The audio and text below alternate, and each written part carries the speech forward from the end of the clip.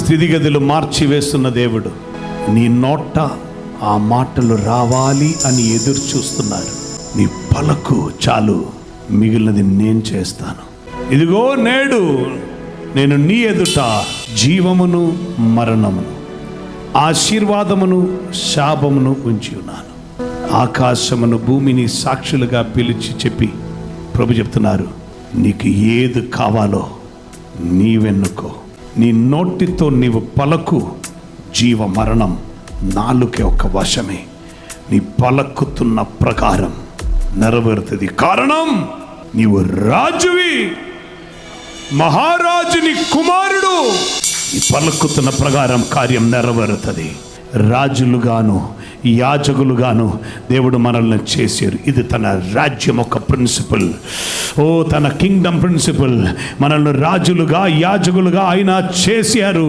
తండ్రి అయిన దేవునికి మనల్ని రాజులుగాను యాజకులుగాను అర్పించారు. రక్తం చేత కడిగి శుద్ధీకరించి మనలను చేశారు రాజులుగాను యాజకులుగాను.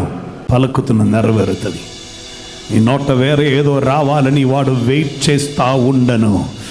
ఆ ప్రకారమే జరగాలని వాడు వెయిట్ చేస్తూ ఉండరు.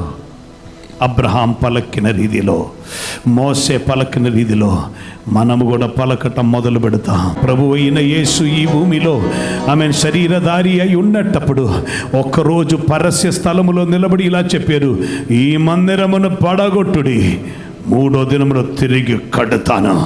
అందుకే ఆ శరీరం కుళ్ళు చూడకుండా, అది క్షయించిపోవకుండా, కారణం అది అసాధ్యమైపోయాను. కారణం ఆయన పలకేరు, తిరిగి కట్టబడతామని, తిరిగి కడతానని. హల్లెలూయా.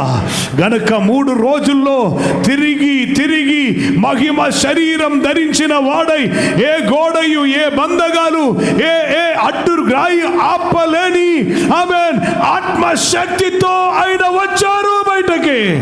ఈ భూమి యొక్క గ్రావిటేషనల్ ఫోర్స్ కూడా ఆపలేని శక్తితో ఆయన ఆరోహణమాయను. హల్లెలూయా. తిరిగి వస్తానని వాగ్దానం ఇచ్చారు. ఆమేన్. ఆయన తిరిగి వస్తున్నారు. రాజ్యమేలుటకు మహారాజువై ఆయన తిరిగి వస్తున్నారు.